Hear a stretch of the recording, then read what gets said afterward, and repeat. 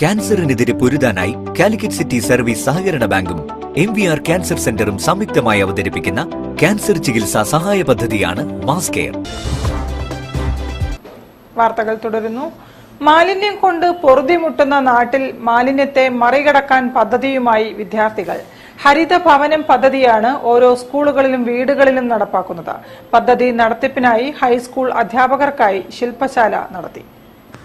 മാലിന്യമുക്ത നവകേരളം പദ്ധതിയുടെ ഭാഗമായി ജില്ലാ വിദ്യാഭ്യാസ വകുപ്പും പ്രൊഫസർ ശോഭീന്ദ്രൻ ഫൗണ്ടേഷനും ചേർന്ന് നിറവ് സീറോ വേസ്റ്റ് മാനേജ്മെന്റിന്റെ സഹകരണത്തോടെ നടപ്പിലാക്കുന്ന ഹരിത ഭവനം പദ്ധതിയിലാണ് വിദ്യാർത്ഥികൾ മാലിന്യത്തിനെതിരെ മുന്നിട്ടിറങ്ങുന്നത്.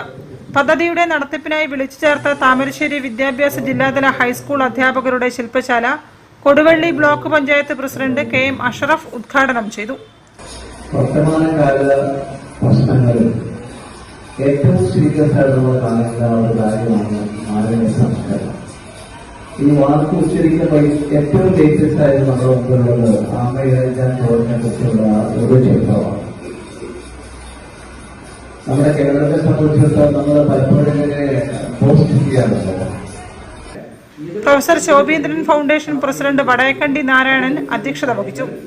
Thamarassery BPC VM Meher Ali, foundation secretary ZA Salman, treasurer M Shafeeq, T Riyasuddin തുടങ്ങിയവർ സംസാരിച്ചു. ബാബു പറമ്പത്ത് ശില്പശാല നയിച്ചു. ഹരിതഭവനം സൃഷ്ടിച്ച മാതൃകയായ 3ാം ക്ലാസ്സുകാരി ദേവിക ദീപക് തന്റെ അനുഭവങ്ങൾ വിവരിച്ചു.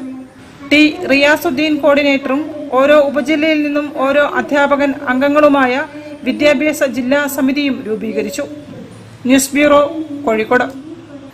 മിഠായി തെരുവ് ഖാദി ഗ്രാമോദ്योग എംപോറിയത്തിൽ ഖാദി ഓണം മേള 2024 സെപ്റ്റംബർ 14